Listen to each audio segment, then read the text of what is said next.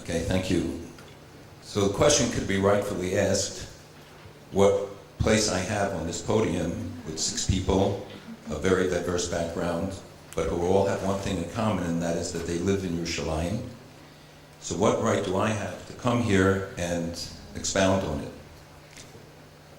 And I think if people will accuse me of having a passionate love affair with Yerushalayim, rational or not, I plead guilty. But it's very much in keeping with thousands of years of Jewish history. I recognize that this is a very complex issue, and we've heard some of the difficulties. But Jerusalem is much more than a city, and much more than a physical location. It's a concept, it's an ideal. It is a physical location, but it's also a center of spirituality, of inspiration, that has guided us throughout all of the generations. Our books write about Yerushalayim Shalmala and Yerushalayim Shalmata, the sacred Jerusalem and the temple Jerusalem. Throughout all the years, when people sought to delegitimize the Jews, to denigrate the Jews, they would point to the fact that we had lost Jerusalem. From the times of the Romans to the Nazis marching in Frankfurt, they used to yell, Hep, Hep, Jerusalem et perdita. Jerusalem was lost, because that was the ultimate disgrace for the Jews. I know how difficult this issue is. I deal with it on a regular basis. But for Jews, I think that this issue is different than other security and defense issues, which I believe belong to the people of Israel and the government of Israel to decide. We have a right to have views, but those who live and die with the results, who have to put up with the consequences, have the primary responsibility. But Jerusalem is different. Jerusalem was not given to any of the tribes because it belonged to all of the tribes, to all of Israel. Jerusalem throughout all the years, and I believe it's true today, belongs to every one of us. If Abbas can say that Jerusalem is a Muslim-wide issue on which all Muslims should have a say, the Prime Minister of Israel ought to be able to assert the same thing, that all Jews should have a say in the future of Jerusalem. When Arafat, at the time of the opening of the tunnels, said that the problem was not that it took any land, and by definition it was outside of the Temple Mount, he said it was Judaizing of Jerusalem. In the year that we marked 3,000 years since King David made it the capital of the Jewish people. He didn't do it to have a hotel named for him, even a 5-star hotel. He did it as a commitment to future generations, understanding the centrality and significance of Jerusalem. When we hear calls for jihad for Jerusalem, when the opening and rebuilding of the Chur V'Shul synagogue should become the occasion for days of rage, putting people's lives at risk, when Zarqawi talks only about our eyes on Jerusalem, when we hear the other threats, the outrage and condemnation over a housing development, when we see the massacres of people or threats of annihilation going virtually unanswered, there's something disproportionate about it. When Har HaZeitim can be subjected to the denigration that we have seen over the years, and even last Thursday night, my neighbor came to me crying because the grave of his father was one of 14 that had been destroyed that night, one of many times, and the guilt lies as much with the government of Israel and the responsibility that we should be protecting this holy site where hundreds of thousands of people were buried.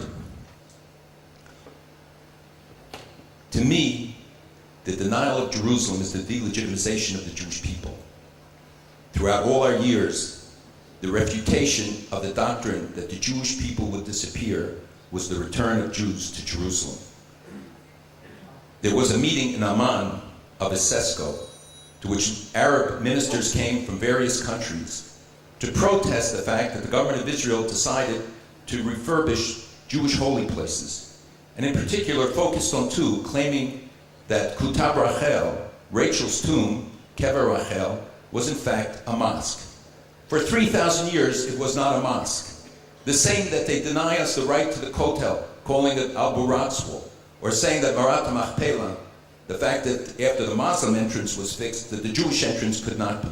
We see the continual denial of the ties of the Jews.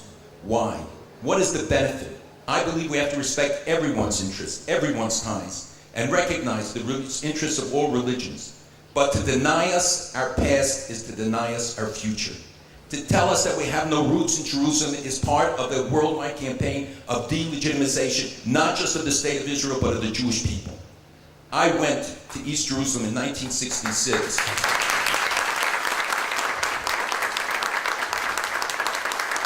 Okay. I went to Jerusalem in 1966 looking for a solution. I visited the Arab communities because I believed that we had to see what everybody's interested in, seeing everybody's stake, and the love that others had for Jerusalem as well.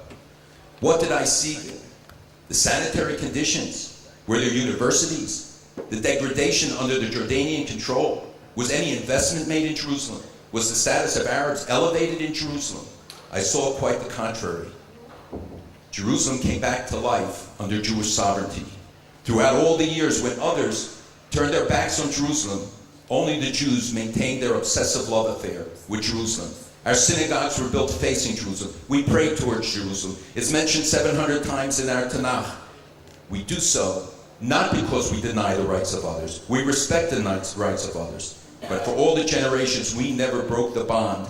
Jews throughout the ages, whatever persecution was visited upon them, whatever separation from the land was imposed on them, they never lost the words, Lashana Haba Yerushalayim, from their lips in inquisitions and Holocaust and pogroms. Those words throughout the generation. When we sat at the river of Babel, we still renewed and rekindled the dream and proclaimed in Nashkachech Yerushalayim, if I forsake thee, O Jerusalem, a pledge that every generation of Jews everywhere in the world renewed. It's time this generation renews it as well. It's something that we have to recognize. What is the stake? It is not the denial of others' rights. It's the assertion and the proclamation of our right, of the sanctity of Jerusalem, the unique relationship to Jerusalem, just as others may feel. There are two types of an inheritance, a Yerusha and a Morasha. A Yerusha is something that is given to you by a rich uncle and you do with it what you want. A Morasha is given to you in trust. I believe Yerushalayim was given to the Jewish people and now to the state of Israel in trust for us and for future generations. Our responsibility is to assure that it will be there for future generations. When you ask Arabs in East Jerusalem, as every poll does, it shows, when they ask them, do you want to live under a Palestinian authority or do you want to stay with Israel? Overwhelmingly, they say they want to stay with Israel. Because we know that a united Jerusalem, only a united Jerusalem, can ensure their rights, the rights of all religious faiths, as well as our own. We can't take Jerusalem for granted. We have to reassert our political or religious, our historical ties. We learned the lesson. Yerushalayim represents the ultimate lesson of afflict. When Jews were pitted against each other, Sinat Chinam cost us the first temple. When Roman generals heard of the divisions amongst the Jews, as Josephus reports, they took advantage of it.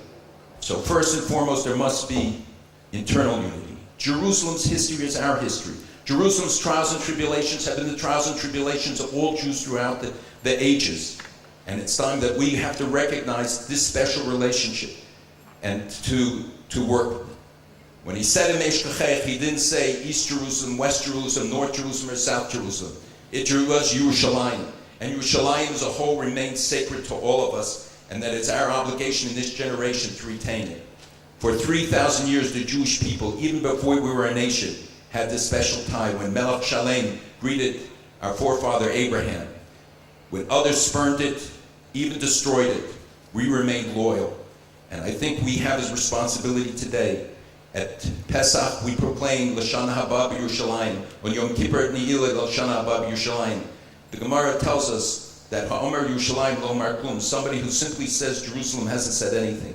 What it means, if you say Lashana Haba Yerushalayim, even if you live in Yerushalayim, but you don't do anything to provide for the sanctity, security, and the future of Yerushalayim, whether it's an investment, whether it's sanctity, whether it's promoting peace amongst the people in Yerushalayim, then you haven't said anything because you don't mean it.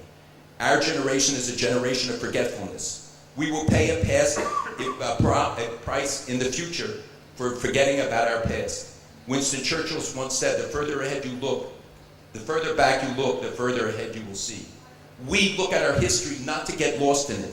We don't do it to promote hate, but we want to spare future generations the trials and tribulations and assure for them that they will have access. They will never be denied access to our Jewish holy places, just as all other religions will be assured access to their holy places in a united city, thriving and flourishing for all its citizens.